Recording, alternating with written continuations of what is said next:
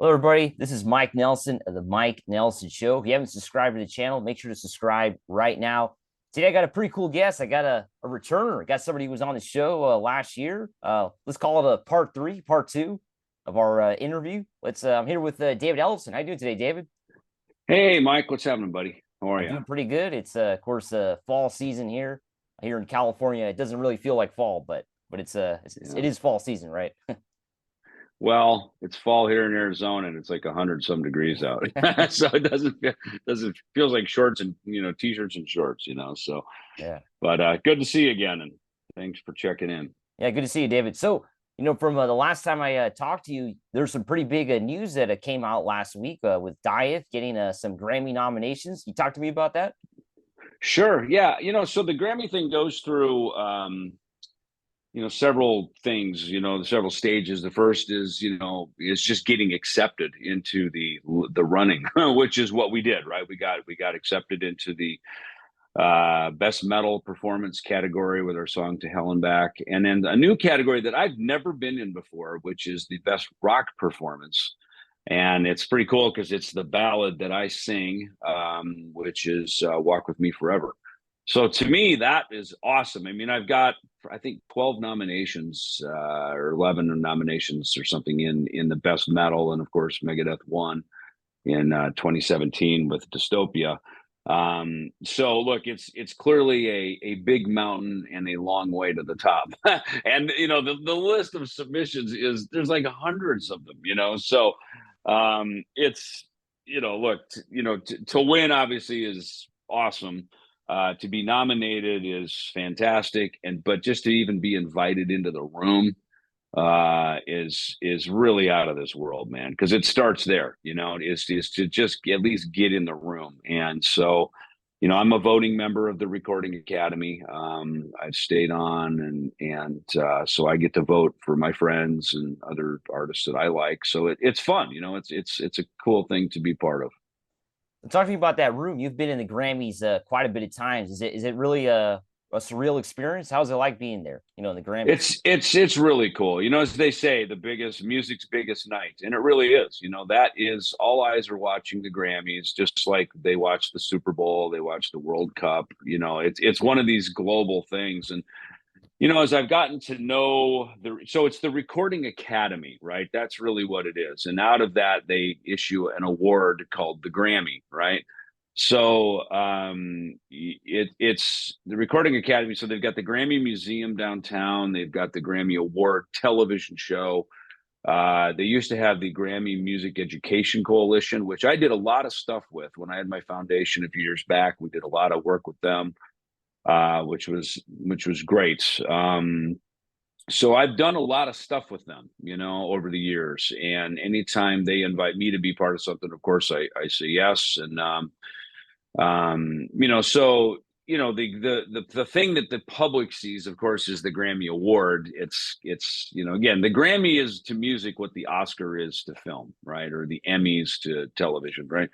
So it is the big boys club for sure, and it's the gold standard of our business. And look, I think as creators, we write because it's a song, it's a story, it's something that's near to us that we create. And I think always the trick with this stuff is to make it connect with other people, right? Connect with an audience somewhere, somehow. And when that gets recognized by the Recording Academy for something like this Grammy situation is really an ultimate validation. So I think for Dieth, here we are, guys scattered around the world in Poland, Portugal, the USA, and the fact that we started something on the internet and then we got in a room in Germany and recorded it, and we rehearse in Poland and take it out around, the first Europe. Now we just announced we're coming to America to play with Metal Allegiance at the House of Blues during NAMM in January.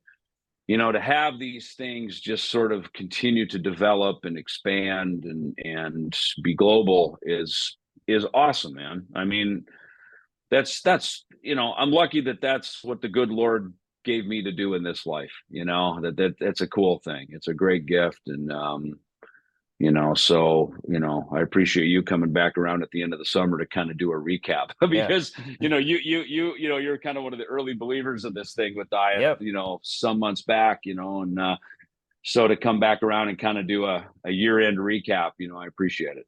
Yeah, no problem. Let's talk a little about the Recording Academy. So what do you think about, the heavy metal and hard rock? It's always been kind of secondary to what the Recording Academy has always been about. Like this metal performance will be probably awarded on that show they had the day before, or is it the hours before the actual broadcast? It's the afternoon. Yeah. Afternoon. Yeah. So what Well, do you yeah, think about it's that? Not being on the actual broadcast. What do you think about that? well, after we won our award, I took my son and I drove up. We are vacationing down in San Diego, and we drove up to Santa Monica, where the academy is located. And we went there, and they were super excited. They were like, "God, it's about time you guys won an award." Like they were thrilled. The Megadeth win, I think, was probably one of the most celebrated metal Grammys ever, just because of the history, starting with Metallica and Jethro Tull, right? Yeah. And they admitted, they said, "Hey, listen, we admit we don't get this metal thing right. We have messed it up. And then they said, look, it's not our forte." And what they were asking is, they said, we would really like if you and other Grammy winners and nominees would stay on in the Academy as voting members to help us get it right. And I know the Mastodon guys, I'd spoken to them, and they kind of said the same thing to them, to stay on as voting members, because the first thing is to discern, is this metal or not, right? Because a gazillion submissions come in, and then they whittle it down to where we are now, which is these are the ones that are accepted, so that these can be now put up for a vote to get nominated, and then the nominations, one of those will win. So the first thing is to figure out who belongs in the metal bucket to begin with, right? Is this metal or not? And so that's what they were asking, guys like me and Mastodon and whoever else, hey, help us, we need your help. So I thought that was very cool that they they knew, they were aware, obviously, of just sort of some missteps that they'd had over the years, and they were really trying to come correct with it. So I thought that was very cool of them. And so I figured, look, that's the least I can do, in the midst of everything. If you're going to be a voting member of the Academy, like, show up, do your part, help out, and, let's face it, it's, in my mind, I'm looking at the nominees, especially look, in my opinion, once there's a Metallica record out, the game's already won, right? Like, Metallica's probably going to win metal. They have metal in their name, It's and hey, God bless them. Let's hope they do. As much as I'd love to win it, I have a lot of friends who are just as deserving of a Grammy award. For best metal, and best rock is a whole other category. I mean, that's got Guns N' Roses and Disturbed, and again, the Foo Fighters. If Grohl's in it, it's probably already won. Because there's a lot of campaigning that goes on from the record labels, and the big labels, have the most power and the most voting members and all this kind of stuff. So that's kind of how I sort of assume, we won with Dystopia, because we were the only Universal Records act in the category. So, we had a lot of voting power behind us to win that thing that year. So, it's probably not much unlike a presidential election, that each state has X amount of votes, you know what I mean? Yep. So, but look, we don't write music to win Grammys, and I think that's what makes it special. Is you write your songs for the reasons you write them, and then the fact that they get recognized and maybe even win an award is great. It's funny, when Megadeth, we played on Seth Meyer, and they management walked in with Clio awards, right? Wow. I think I have it right back, that silver one. It's a Clio award. There it is. And that's for advertising. That's an award they give to advertisers, like probably Chrysler and Mercedes and Cheerios and whatever else, right? And we got that because we used the technology that we used, this 3D technology, to film a video for the Dystopia record. And is it Blair Underwood? Was that his name? The actor who directed that video. And so that's what that was for. So I mean, suddenly that shows up. You're like, what is this? I remember being nominated for we actually received the Doris Day Award Wow. on Countdown to Extinction. So, and I grew up. Doris Day was like a huge icon for my parents and stuff. So, I mean, these awards show up, and you're like, oh my god, what is this? And so, the Grammys, obviously, like I said, the gold standard. It's the truly the big boys club, but there's a gazillion other ones like that. I mean, the Clio is the big boy for the advertisers. I mean, if you're in advertising and like Mad Men, right? Like, Yeah. they talk about the Clio Award on Mad Men, that TV show, Yeah. right? That's AMC that's show. their Yeah. Grammy, So, these it's awesome to just, these things are like these little nuggets that show up in life, and it's kind of like it's the call home to mom moment. Now, with the Dieth, with the new record To Hell and Back, you talked about not writing the album or writing music to win a Grammy. But can you talk a little bit about how that album was written and maybe your feelings behind it and what it was maybe written for, that record? Sure. Well, look, Guilherme, I was introduced to him from my friend Christian, who plays drums in Dead by Wednesday. And he introduced us. Guilherme had gone through a lot of stuff with the ending of Entombed AD and his friend Lars passing away from cancer. And he was starting to work with our drummer Mihal from Decapitated. So these are real guys. I mean, Entombed and Decapitated are, the big boy club of death metal. I mean, these are the real dudes. These guys have really been in the scene in the same way I grew up in thrash with, Megadeth, Metallica, Anthrax. Like, so, we're kind of the premium grade of our respective genres, right? So we get together to record in the Hall of the Hanging Serpents, which we did remotely because COVID was still active at the time. And it was freaking awesome. I'm not gonna lie, like, this is really freaking cool. And again, kind of like the Clio, I didn't see it coming. It just, suddenly here's an email, and my attitude is if in doubt, say yes. A friend of mine told me years ago. He goes, brother, when you're at the edge of the cliff, just leap. Trust that God's the net. You know what I mean? And so I was like, yeah, just trust there's a net down there somewhere. Just fucking leap.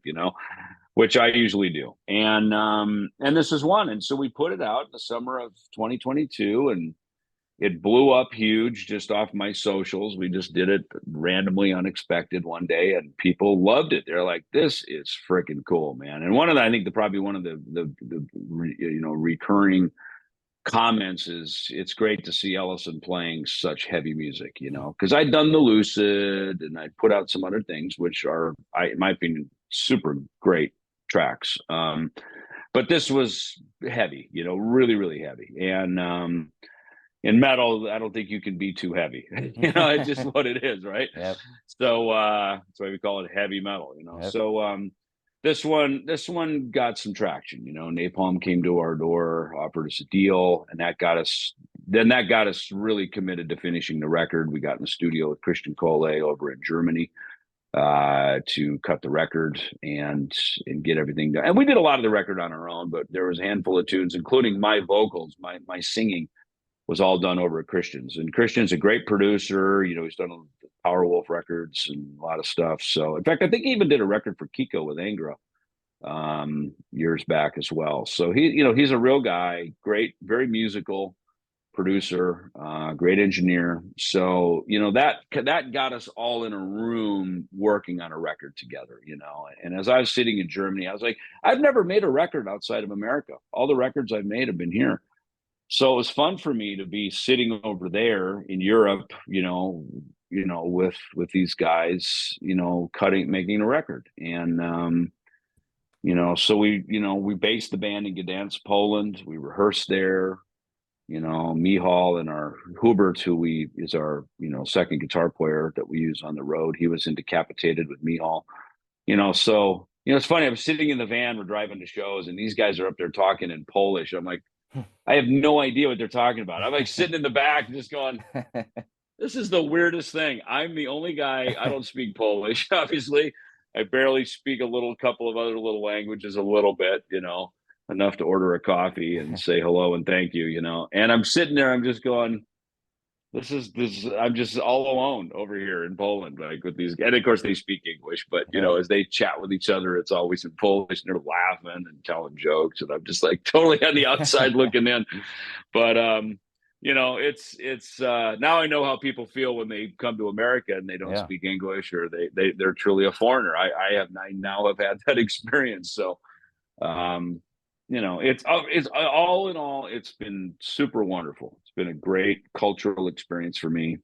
And it's funny because Guilherme has a 4-year degree in world history and a minor in political science. So he and I will drive around Europe together and just go deep down into like world history, which I love, man. In fact, yesterday he was sending me some pictures of he was out in some forest in Portugal, and he went into some church from like the year 1140. Wow. I mean, like and he and I are geeking out over the history and all, and he knows, like, he really knows this shit.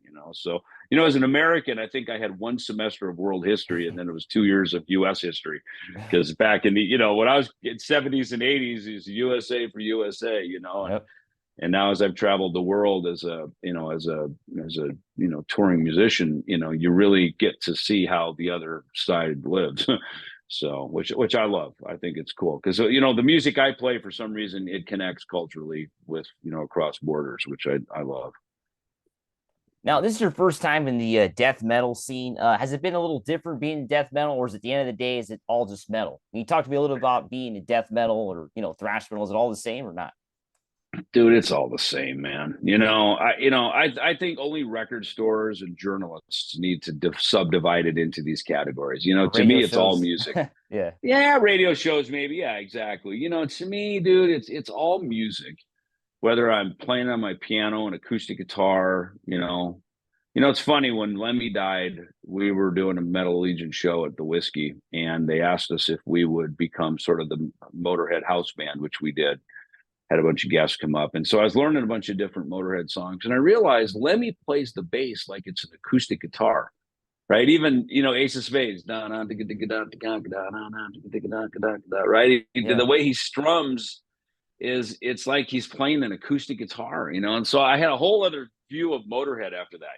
Every time I learned a Motorhead song, I'm like, just think acoustic guitar, and that's because he sings over it like he's kind of strumming a guitar, and suddenly Motorhead, as heavy as the sound is, musically it's just a song on an acoustic guitar. And Yeah. so to me, when you break all this stuff down, get rid of the volume, and you get rid of all the grunting and all the fucking speed metal drumming and all that. It's like I always look, where's the song? Like, where's the song in here? If let's get rid of all the production elements and just get it down to the words and the chords. Let's start there, and then you can sort of heavy it up from there. And for me, that's always where it starts, because the song and that story is what's going to connect with people, not just the blast beat drumming and the volume of the guitar. Now, recently there was a Metal Legion show announced in January. Can you talk to me a little Yeah, bit about that? Because that's going to be happening sure. around the NAMM show, right? Yeah, exactly. Yeah, well, NAMM show's back in January, so back in full swing. Today, we just announced that my Ellefson Coffee Company, we're actually going to be exhibiting there on the main floor in Hall D, like right in the center of the hall. Man, they reached out to us. NAMM wants people to come back to the show, and we were there a few years ago, and so I'm super stoked to be back, because we got a nice little footprint, for people to hang out and do interviews and do autograph signings and stuff. So it's awesome. And then so with Metal Legions, to be able to play the House of Blues, and it's our 10th anniversary, which is pretty awesome. Wow. So for all of us to get together again, and we always play a few of our own band songs, some Anthrax and various, with John Bush and whatever. So there's always a few covers in there that people know. But now with 2 albums out on our own, we got good tunes to play, good original songs, and it's kind of the only metal gig going on at that level during NAMM. So super stoked, and they were cool enough to let Dieth play as direct support. So it's great for Dieth. We get to play it'll be kind of a short set, but at least we get to play a set, in America. Finally bring the band over here and debut it in front of a captive audience. And so yeah, it's good. And NAMM, NAMM's like the Grammys, Hmm. the Nammies. right? It's the same thing, right? It's the it's the place where we unite. It's Big our it's hangout. our yeah, it's our annual retreat. Where Yeah. we all get together, and we all get to hang and get caught up, and excuse me, kind of just bring our tribe back together again. At the beginning of the year. So I'm super happy about it all. Now, I recently saw in an interview that you did with Spin Magazine that you recently purchased BTO's "Not Fragile." You talked to me a little about, Yeah, that record. BTO is going to be touring for the first time in almost 20 years this year, and just talk to yeah. me about BTO. Dude, look, you and me wouldn't be having this conversation if it weren't for BTO back in the 70s. I was a young kid, 10 years old. I was hearing You Ain't Seen Nothing Yet on the radio, along with Ballroom Blitz and all this stuff. Um, I had a farmhand. We had a farmhand who worked on our farm, and he had the Not Fragile album by BTO on 8 track. So I'd listen to it with him when I was riding in the tractor and stuff. And it's funny that gatefold record. A friend of mine had the gate, and that's what I bought. I bought the actual album cover, right? So I could look at the pictures and read the Yeah. credits and stuff that us rockers do, right? And so I open it up. Of course, the needle drop is the bass line, which is the opening of Not Fragile. And to see Fred Turner, the bass player, he's got his big Rickenbacker, 4001 bass. I was like, dude, that is the coolest instrument on the stage, And so for whatever reason, man, the bass just was I was drawn to the bass. The bass came to me, and that record in particular really got me on the way. And then right after that, Kiss Destroyer and Kiss Alive and all that stuff. So no, BTO is definitely the downbeat for me. Now, I saw in that same interview that you're a fan of yacht rock. Is that right? That soft rock kind of music. It's funny. My son got me into it because on Sirius Radio, which is America Yeah. is our satellite Yeah. network that broadcasts across the whole country. I would listen to it in my car, and it's like Jay Ferguson and it's Christopher funny because like Cross. Kenny Loggins and Michael McDonald, who was Doobie Brothers.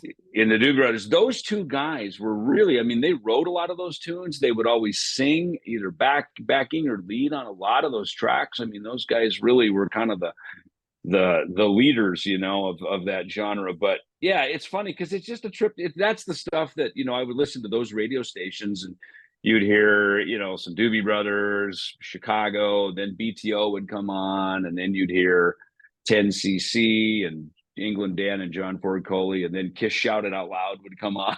So Yeah. that was the format that on the farm in Minnesota when I was growing up. That was the format that I'd hear on FM radio.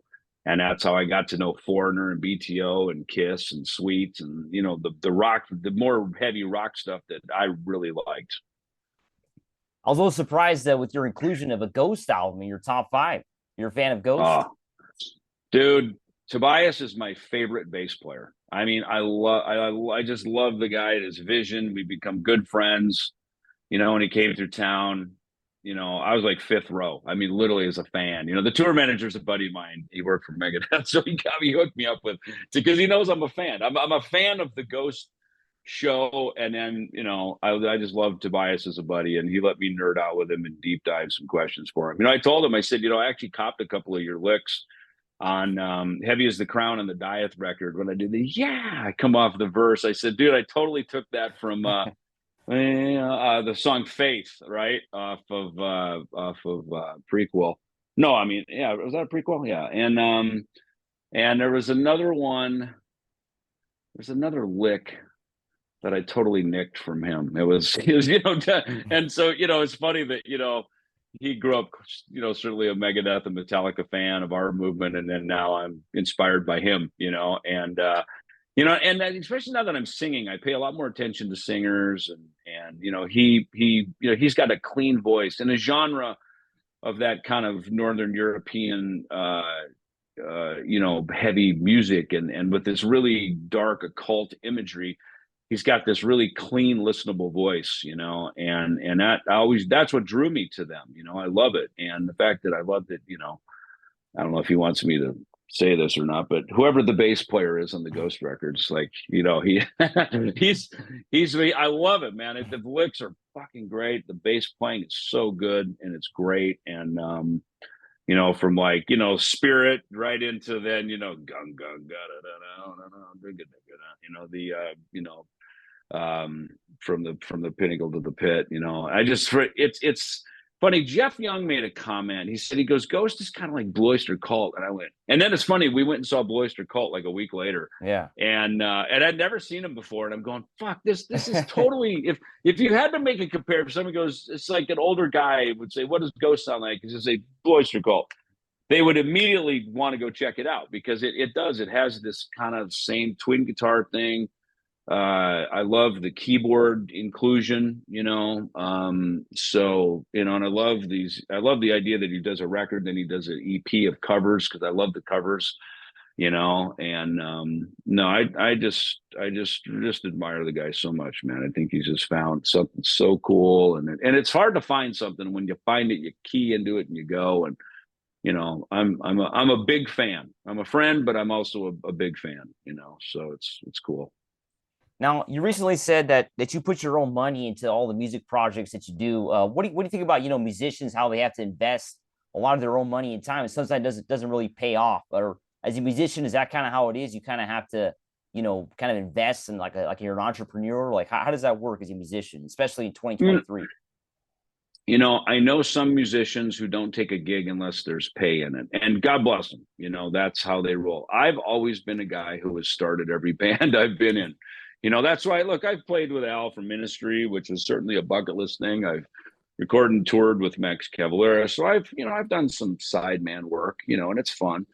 But I always feel like I should be playing a song that I'm truly invested in, that I've written or been part of and recorded, and, then to go out on the road and perform that, because that's the creation that I'm there to promote, right? Is my song, or something that me and the guys are part of. So I've started every band I've ever been in, to be honest with you, for the most part. And, including Dieth, it was an invitation to join. And once I did, then guess what? I started buying a lot of flights to Europe, and a lot of that stuff. But, look, it's the business of music, and we own these bands. We're entrepreneurs. And, it's like you start a band, you start a coffee company, you start a record label, whatever. You're always putting your own money into this stuff, and I think probably growing up on the farm, I realized, the farming business, you're an entrepreneur, and the music business is like farming. It's feast or famine, literally, and you plant, you tend, and then you harvest, and then you have a season of rest, and then next spring you start all over, and that's how you make your living. And that's what we do. We write songs, we record them, we put them out, we tour them, and then we sit at home for a stretch to recoup and recover. And, then we go back in the studio and we do it all over again. And that's what our cycle of our business is. So, for me, I don't know. It's just, I'm better like that. I'm better, starting something, really being in the driver's seat with it. And it's not always me. I've got partners, me and Guilherme and B Hall, right? Obviously me and Jeff Young, obviously Megadeth, it was me and Dave, but it's, I just somewhere that's kind of I'm like this guy who starts, one guy, a friend of mine, he's a church guy, and he called me like the heavy metal apostle. He goes, "You're the guy who goes out and starts things." You know what I mean? And spread the news across the land. You know what I mean? That's kind of what we do. Have you been surprised with the recent inclusion of like Marty Friedman in some of these Megadeth shows? Have you been surprised by that? I stayed in touch with Marty. We're friends. I think, look, for Marty, I think it was a good idea because, he went off to the Far East for so many years. And that is a very, like, you're off the grid, man, and I know as Marty has tried to kind of come back into the Western world, if you will, to sort of kind of get his career restarted here. Just because you're big in Japan doesn't connect at all to the Western world. It just doesn't. So I think, Marty needed a big look and a kickstart for that. And look, like, he's the favored son, right? Of, Nick and Marty were the favored sons of the legacy. So for him to come back out, and step on stage again and do it, because he quit because he didn't want to do it anymore. He didn't want to play those songs. He didn't want to play that music anymore. He wanted to go off and do his own thing. So the fact that he's coming back to it, I admire him. I think it's cool. It's been good for him. Hell, it's been good for Megadeth. You know what I mean? Look, that, when I see it, I go, yeah, it kind of tickles me a little bit. I'm like, yeah, it's cool. Look, those are songs we were all a part of putting together. Those were very pressure cooker years for us. The pressure was on. We needed to step up. We did. Together as a team, we wrote and created some music it'll outlive us. So I think it's all good. Now, do you ever think about the fact that the four of you never, got back together and played again? You, Nick, and Marty and Dave. Does that ever do you ever think about that? No, because we tried it, and I knew it wasn't going to work. I just had a feeling Nick was not, and it hit me, especially because we're putting Nick's movie together now, right? We're in the final editing of it, and to try to get it out next year. And it hit me that Nick became a very different person after Megadeth. He went through his hardships and his transitions, but he ended well, and to me, I don't find it sad that he died on stage playing his drums. I think it's the ultimate victory. Like, what better place to check out? You know what I mean? Especially for Nick. That's what he lived for. I think it's awesome. Yep. It's like, you know what? I'm out, done, and so obviously I wish he was still alive so that we could hang out and, do all that. But, if he's going to go, what a great way to go, so, but when he came back to try to put this whole Rust in Peace thing back together in 2015, and of course, there's managers who were trying to put it together in 2004, and it wasn't meant to be, man. And I knew Marty wasn't in the headspace to do it. And Marty, I got to say, Marty, I think, talking to Dave, he helped change and reshape what Dystopia became. Because Dave and Marty kind of became friends during that time. And Marty was like, look, man, you guys need a drummer who's going to really fucking kick ass. Marty's like, look, I use these young drummers. They're killer. And he was right. Metal requires healthy, young, driven, vital players. And Chris Adler coming in to record Dystopia was a good look. It was a little bit younger. He's obviously known for his own amazing style of drumming. And then getting Dirk in the band, again, another young powerhouse drummer. So, Marty he really got in Dave's ear and helped change what Megadeth became. So Marty was kind of a friend from the sidelines, without having to be in the band. And I could tell he wasn't ready to come back and, to participate. He was on a different path, so. And Nick just wasn't the Megadeth guy anymore, and it's fine. He was playing with Chris Poland. He was doing other stuff, to go back and play this stuff, man. I mean, you got to remember, we were all 25, 26, 27 years old playing this shit, super athletic, high octane, very demanding performances on the stage, demanding lifestyles, being on the road for 18 months, just really, having to just commit your life. And your bodies change as you get older, your health, the things that are important to you, the things you're willing to sacrifice later in life. Your priorities shift, and that's just what life is. So to go back and try to be this ferocious metal band from the 90s, I think we did a great job of it. When I went back to the band in 2010, I think that was my benchmark. It's like, look, if bringing Marty and Nick back isn't going to be better than what we did with Drover and Broderick, then we are not going to go near this again. Let's just leave it in its infamy and just leave it alone and stop trying to go back to that. Now, when Nick was let go in the early 2000s, do you think Megadeth kind of lost something there? Because his presence in the band was, nobody, he's basically Megadeth's drummer. Or what do you think about that? Well, I fought to keep him in the band because there was, there was, as bands and personalities go, being on the road together for a decade, well, you get on each other's nerves, for sure. That's to put it simply. But, I fought to keep him in the band. But then there was a moment where he had some health issues, and he was complaining of his leg, his knee, and his stuff. And honestly, I think some of it may have been from that rack that he had, because when I came back in the band and played with Sean Drover, he was complaining about that rack because it's set and you can't move it. You can't adjust the pedals. You can't move the kicks. You know what I mean? It's mostly the legs, right? Because you can kind of adjust your upper body to play, up here. But he was complaining. He goes, "Dude, this thing is messing me up." And then it hit me. I was going, I wonder if that rack playing on that freaking drum rack that Nick had, I wonder if that didn't sort of cause some problems. And fortunately, he didn't have cancer, but he was concerned, And once he started having health issues after a decade in the band playing at that athletic level that he was, it just took a toll on him, man. It just sidelined him, And you're right. Then we had to make a change because we were heading into Ozfest '98, and we needed to be at the top of our game, and Nick just wasn't able to perform at that level at that time. So that's when we made the change. We got Jimmy in the band, and it changed the complexion of the band for sure.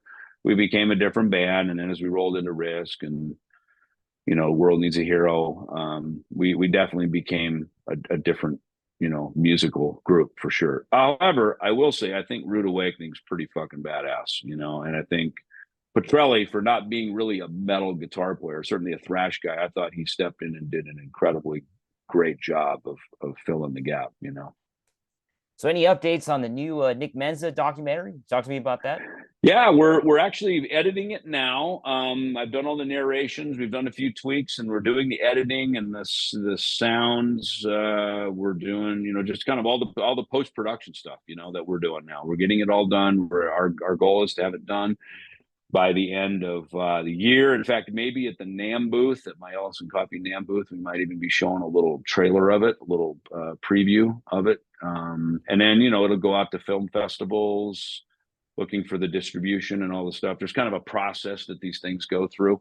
I'm familiar with it now because me and Drew 48 did it with Dwellers, going out and I think now Dwellers is on Tubi and some of these streaming services. So that's where most of this stuff goes now. I mean, unless you're making Guardians of the Galaxy, for the box office, it's the most Beatles, of it's right? going to And ends up on Disney. Yeah, Plus. I mean, most of the stuff's going to go to the digital streaming, which is great. I mean, I have people all the time going, "Dude, I just saw you in a movie last night, Hired Gun or Motorhead movie or whatever these things are." So a lot of people, the box office is a short run, unless it's, a Tom Cruise movie, there's a run, and then it all kind of ends up on digital anyway. So, so it's, even the film business now is kind of transitioned like the music business did years ago. So, but yeah, I think it's great. The story's great. I think everybody is revered very, very heroically. Everybody's, got a great part in it. And yeah, I'm proud of it. And there's definitely some teary moments, there's some funny moments. I think it captures the real story of who Nick was, not just in Megadeth, but as a cool kid, and then his life as a father and everything afterwards, and the musician that he became after Megadeth, because that's a whole other story there. Now, with this documentary, do you think the release is going to be sometime next year? Then is that the plan? Yeah, for sure. Yeah, because look, in my mind, this is 40 years of Megadeth right now, right? Yeah. Because this is when me and Dave met. We started the band.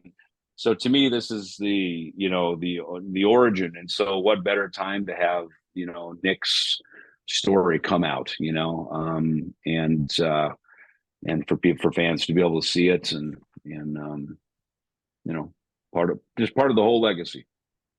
Now, I recently saw on social media that you went to go see Metallica as a fan, right? How was that? I did. I almost wore my Metallica shirt today. It cycled up to the bottom of my, the black T-shirt pile we all have. Yeah, right. Basically. Or I just cycled down, and you go through the shirt. There's a Metallica. Man, should we wear this one today? Not in Megadeth. I can finally wear my Metallica shirts again.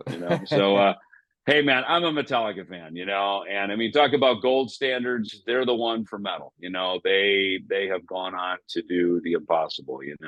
I mean, really, when you think about it in the touring business, there's Taylor Swift, there's Metallica, maybe Beyonce, Guns N' Roses. You know what I mean? Yep. It's like, they and thank God, man, they're at the top. We need them to be at the top, because if they're at the top, that means all boats rise to that level. So we want Metallica to, be fucking Apple Computer. We need them to be for our genre. And I thought their show, I think there's the tour now, the show now, this is the best they've been since the Black Album. I think they sound great, they play great, the song selection is great. So I'm proud of our boys. I'm happy for them, and I think it's great that they're out doing it on the level that they're doing. And it's one thing to get to that level; it's a whole other thing to maintain that level, which they've been able to do, which is just fucking awesome. It must be crazy because 30 years ago, I don't think you ever thought you'd go see a Metallica show, right? No, I've always gone to see Metallica. I remember going with Dave to see them when they played with, the Kill 'Em All for One with Raven, right? And they came Okay. through and they played the Country Club in LA where we lived at the time. And seeing them play, I'm going, fuck, okay, so this is it. Because again, my first introduction was No Life to Leather. And then I remember when the Kill 'Em All album showed up and me and Greg Handevitt and Dave sat in the apartment in like sheer silence while the record played and Dave listened to it and studied it. I mean, just listened to it. And, it is like, yeah, I'm just going to shut up and sit here and listen, and I liked it. It's interesting how they slowed things down. In fact, I remember when Doc McGee managed us for a short period at the end of in 1988, and in one of our early meetings with Doc, he said he had an observation, he goes, Metallica aren't really that fast. They just give the illusion that they're fast. And I thought, that's a good way to put it. They slowed the tempos down so that it would work in the big arenas, which we eventually did in the 90s as we got up in the big arenas and played that. Our tempo slowed down, our songwriting style adjusted a bit as well. And the other thing he said, he goes, the name Metallica is actually bigger than the band. It's kind of like the name transcends, and we see it now. We see actresses wearing Ramones t-shirts and even Megadeth t-shirts. They probably don't even have a fucking clue who we are, but they wear a t-shirt anyway, because the t-shirt and the logo is iconic, so, look, they broke down the barriers, they led the way. And, I remember when we were recording Countdown to Extinction. I went down to go see Metallica. I think we were like 5 nights at the Forum in LA. And I went down to go see him. And I remember coming back the next day and Max Norman was like, "So how was it, mate?" And I said, "You know what? I'm not going to lie. It was fucking awesome." He goes, "What I couldn't figure out is I looked around this arena, like Megadeth could fill this arena, and then we would then on Countdown, we'd put that many people in a venue. And I'm going, how is it that Metallica have 5 times as many of these people as we do? Like, what's the connection, Because it's the same, it's you and me, right? With our black t-shirts, we're rockers and we're metalheads, right? So where are all these fucking fans that go see Metallica? How come they don't come and see us, And so that was, and I remember I was kind of shy about letting Dave know, that I went down to go see Metallica. And I remember Max was like, "You should tell him the truth, mate. You should tell him they're fucking amazing. Like, let's fucking go. Let's be as great as Metallica," And I was like, "Well, you don't have to be in a band every day. You're just making a record with us, So, but look, Dave would listen, and I always, look, I go to concerts as a fan, but I'm a musician. So I always go to concerts and kind of study the architecture of, like, even Kiss. When I saw them at age 13, I was like, how the fuck are they doing this? I'm looking at the sound and the lights, and, I'm because I had bands and I owned PAs and lights and shit. So I, even at that young age, I was always studying, like, how do they fucking do this, man? It's like when I always go see a plane. So I took some flying lessons to learn how a plane flies. Wow. It baffled me how these planes get off the ground. And then once I flew in a Cessna a few times, like, now I know, the ailerons and the struts and and what is it? It's lift, thrust, and drag. Those are the 3 elements of flight, So every airplane answers to those 3 scientific rules, lift, thrust, drag, So rock bands are kind of the same thing. So study the architecture of that, and then then you can figure it out, Now, recently, Dave Mustaine said that he was a big component of Metallica's success later on. Do you believe that? Do you think that's true? I don't think later on. I think early on, for sure. In fact, Menza always said that. Nick studied the architecture. Let's use that word for a minute, of Metallica. He goes, "Man, all that's." He'd name riffs, he'd name songs. He goes, "Dude, that was all Dave, man. That was fucking Dave's influence." You can hear it in, like, Metal Militia, the songs that Dave had a participation in. You can really hear it. And look, I don't think Lars was happy that he had to let Dave go. I think he was bummed. Lars would always come to our shows. He's a fan. He loved Peace Sells album. Lars loves Megadeth. And he loves Dave. But just a decision had to be made. Early on, and so it is what it is. But look, I would always encourage Dave, like, look, dude, we've got our own band. We're doing fucking great, especially by the time we did Peace Cells. I think Peace Cells separated us really to stand out from under the shadow of Metallica, if there even ever was one. But if there was one, I think Peace Cells definitely set us out on the side. And that's why I think Lars admired it. He respected us. He loved that Dave had his own band, his own voice, his own platform to write his own songs. And I think Lars was always very encouraging. I mean, look, we played with him a lot. We played New Year's '85 with them at San Francisco Civic Center. We did some dates in Eastern Europe on the Black Album. We did the Big Four. So, I mean, Metallica have continued to invite us back to the party, so it's not like they don't like us, or, Megadeth, I should say, or us individually. We're all friends, and it's a community. They, like I say, Metallica have been an awesome big brother to everybody. Now, I see the comments from time to time from our last interview from a year ago. And a lot of fans, they say they want you back in Megadeth. Does that make you feel good? At least, there's some people out there that, do miss you on the band. Does that make you feel good? Sure, of course. I mean, look, kind of like, look, if Dave's going to say he was an integral part of Metallica, I'd clearly say I'm an integral part of Megadeth, And the thing of it is in bands, it isn't just always the music, and I think that's what the fans realize. The fans realize that my participation in Megadeth was, certainly the music and how I play the bass, but far beyond that, that it's the sort of, it's kind of the hierarchy, how, just being there, being the consistent, solid. There's kind of people like as long as Ellefson's there, it's good, and again, I go back to this, Dave is the reason people love Megadeth, but I'm the reason people like Megadeth, so. Now, what else is in store for David Ellefson in 2023 or 2024? Do you have any plans that you could share for us in the next couple of years? Yeah, no, look, it's look, despite what we just talked about, the Megadeth history and everything, look, I think I've adjusted well. I'm comfortable with where I'm at now. And, look, I play music, I write songs, I record, I go make music with my friends. It's just, I've done it my whole life. I sit around the house sometimes and go, oh, maybe I should do something else. I'm like, the fuck else am I going to do? I don't want to do anything else, I can only go to the beach and play golf for so long, and then I'm bored and I want to, pick up the bass and get going again, So this seems to be part of what I'm on the planet to do. So, look, the Metal Allegiance show we just talked about, we got the Ellefson coffee booth coming up at NAMM, and then there's some other things coming down the pike that we'll announce, and when we do, you'll be the first to know. All right.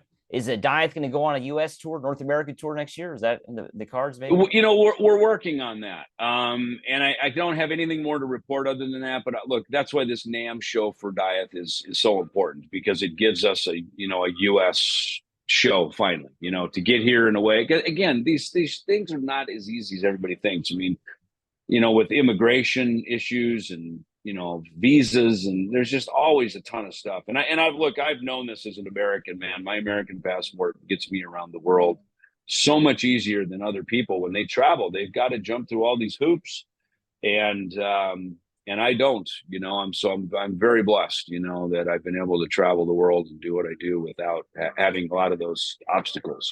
So so for me, anytime we can get Dieth here to do a show, a bunch of shows, a tour, whatever, obviously we'll take it, so we'll see how that plays out. All right. I want to thank you, Dave, for your time. It was great talking to you. Thanks, Mike. Good to chat again, buddy. Thanks for watching, everybody. Appreciate it.